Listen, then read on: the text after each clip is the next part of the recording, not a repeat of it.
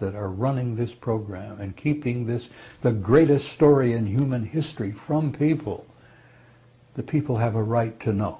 And let me tell you why I say that. I shared this with Bill. I have always believed that if this were to come out totally, as big as it is, as dynamite as it is, that it would bring about an expansion of consciousness in people. That we would stop thinking of ourselves as Muslim, Christian, Jew, whatever. We would think of ourselves as human beings from one little tiny planet on the edge of a middle-class, mid-sized galaxy. And that knowledge in itself would bring us together as a species and as a race. And I thought, that is our survival. If we can bring ourselves together and think of ourselves as one race, one people. Mm-hmm. This knowledge that we're not alone and we've never been alone, I think would do that. But the story is so big, honey. Let me tell you something else. Over the years I've learned. What I learned in 1967 was nothing compared to what I've learned since.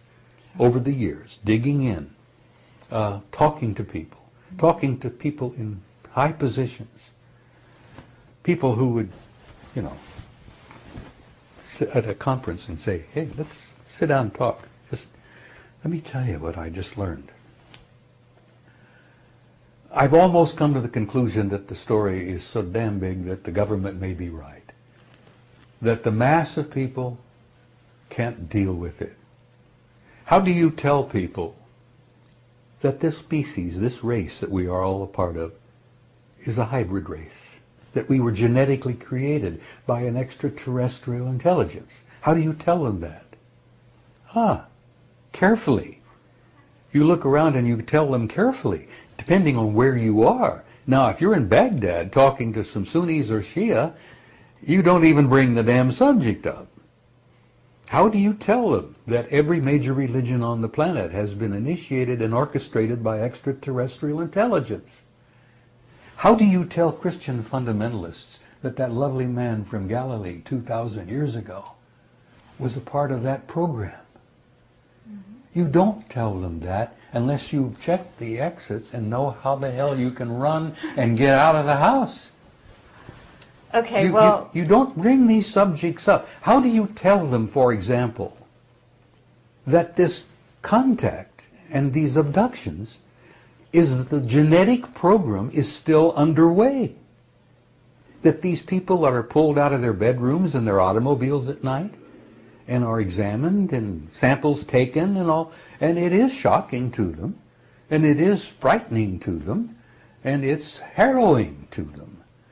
When they finally have to confront it, and maybe through hypnotic regression they have to deal with it, how do you tell them that that's part of the ongoing genetic development program? But how do you not tell them when they're in the millions, When there's so many of them out there right now that are just as aware as you are, and as I am, and Bill, and Marcia. I mean, we are not in the minority as much as we think we are.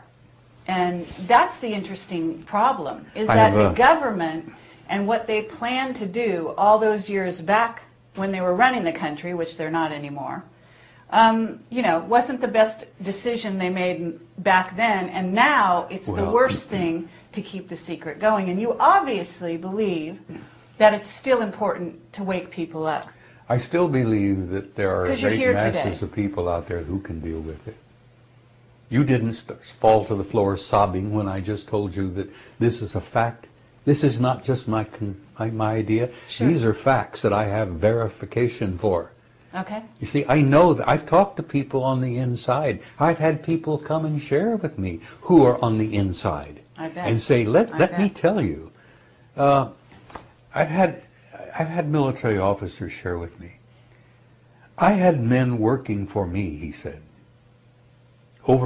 outside of Las Vegas, that when they were confronted with this, I had grown men with combat experience who broke down and cried like babies.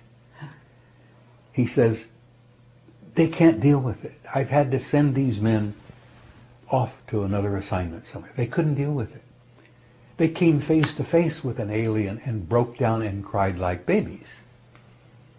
Now,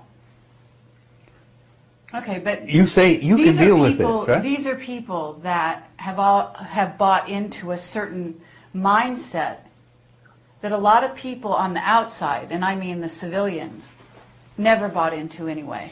I mean, it just depends who you're talking to. But you and I know that we're in a world that is changing faster than anyone can even think. You're in a world that isn't at all what you think it is. Exactly. As I have said to you many times, you are living at the moment inside of, part of, one of the galaxy's finest, ripest zoological gardens. And if you think I've just told you you live in a zoo, you do live in a zoo. Now, I don't know how this deals with your sense of ego and your self-respect and who you think of yourself you are, but you're an animal living in a zoo. Now, how does a mass of people confronted with this reality going to deal with it?